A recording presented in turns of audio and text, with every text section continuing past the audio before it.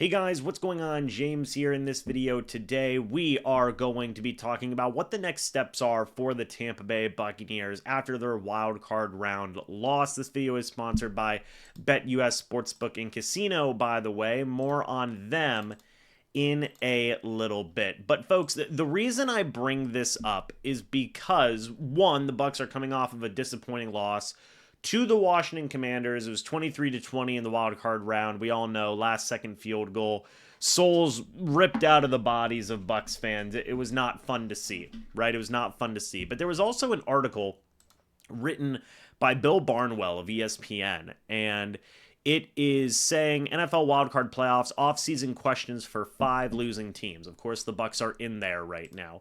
And whenever I went to the Bucs section, the question was, when will coaches stop messing up their timeout management? And that is a reasonable question. I know that there were some concerns in terms of the timeout situations for the Bucs, be it at the end of the game and right before the end of the first half. But is that the biggest question for the Bucs following their loss in the wildcard round? I don't believe so at all. I mean, you even take a look going to the Chargers, and their question was, I feel like a pretty good question from Barnwell there was, is this the ceiling for Justin Herbert? And I feel like that's a reasonable question to ask of the Bucs. Is what we're seeing this year and a little bit of last year as well, is this the Buccaneers ceiling, right? That is the bigger question, right? With the current makeup of this team, with the current, everything. I'm talking about all aspects of the coaching staff. I'm talking about the roster. I'm talking about everything. Is this the ceiling, and is that good enough of a ceiling for the owners, for fans, whatever it may be, okay? Now, I still believe this. Todd Bowles will still be the head coach of this team. I do believe that. I don't necessarily believe they are going to fire Bowles. But whenever I talk about coaching, I think the next question after, hey, is this the ceiling for the Bucs here under Bowles? And if you feel the answer is yes, well, then you have to make some changes. What does that look like? Well, does that mean getting rid of some of the defensive coaching staff under Bowles? Is that the safeties coach? Is that the outside linebackers coach? Is that maybe the inside, linebackers coach? Whatever it may be, like, some changes have to be made, right? So after you ask the question of, well, is this the ceiling of the Bucs? And if you think no, why do you feel no? Because, you feel like they can improve, you can be better. And if you feel like yes, well, then either way, if you answer yes or no, changes have to be made, right? So then that's the next question. What changes have to be made?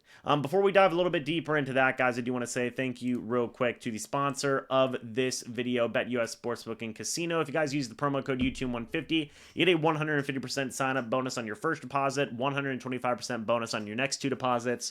All of that is up to $2,000. Thank you to BetUS for being a proud sponsor of this channel. Now, back to what I was saying. Look, either way, after you ask that first question of what is the ceiling of this Bucs team, the next question is, what changes do we have to make, right? And that can be an answer that varies greatly. That can be something that is coaching changes. That can be something that is personnel changes. That can be something that's head coaching changes. Whatever it may be, it's a little bit of everything, in my opinion, okay? And then you start to begin to take those next steps. Okay, and I have some things that I would want to see changed, right? And I've not been shy of expressing what those changes are in terms of potentially the coaching staff and promoting Liam Cohen and personnel changes. I think one thing that is a good thing in the Bucs' favor is that you do have a pretty clear path, right? You can pretty clearly see what changes do need to be made, especially on the defensive side of the ball. Right, in terms of getting a pass rusher, getting an inside linebacker, getting healthier corners, maybe making some defensive coaching staff changes, even if you don't want to get rid of Bowles. Maybe some positional coaches need to move on as well, or need to move on. So, like, it is clear, more clear, the changes that need to be made, because the weaknesses are, in my opinion, glaring, okay? They are. And that is both a blessing and a curse, okay? Because on one hand, the problems are the issues that have the Buccaneers being out in round one in the first place, and that is unfortunate, but also it's also clear to what you have to upgrade, to what you do have to improve on, and those next steps that you have to take. So, but ultimately, the first step is this. Is this the ceiling with Todd Bowles? If you feel no, probably not going to move on from Todd Bowles. I don't believe they are going to move on from Todd Bowles. If you think yes, well, maybe they do. Maybe they do move on from Todd Bowles if they aren't satisfied with this. By the way, Todd Bowles is 1-3 in the playoffs, by the way.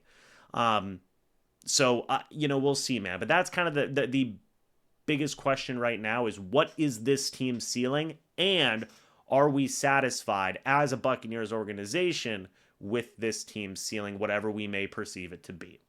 Let me know your guys' thoughts and opinions about that down in the comments section below. I'd love to hear it. Guys, one more shout out to BetUS Sportsbook and Casino for being the proud sponsor of this channel. Guys, thank you so much for watching. Hope you all enjoyed. And as always, guys, I will see you all in the next video or the next live stream. But until then, and as always, guys, goodbye for now. See you soon, and go Bucs.